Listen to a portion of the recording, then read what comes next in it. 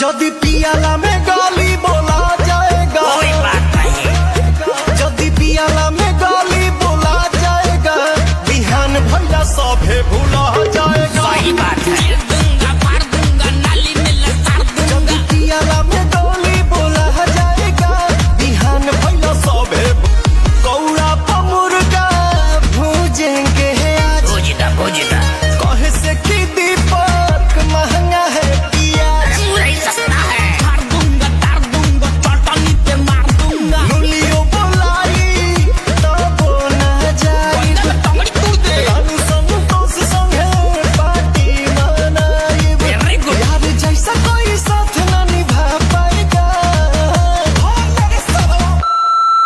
जदि पियाला में गोरी बोला जाएगा, अरे तो सॉरी बोल दिया जाएगा। जदि पियाला में गोरी बोला जाएगा, बिहान भैया सभे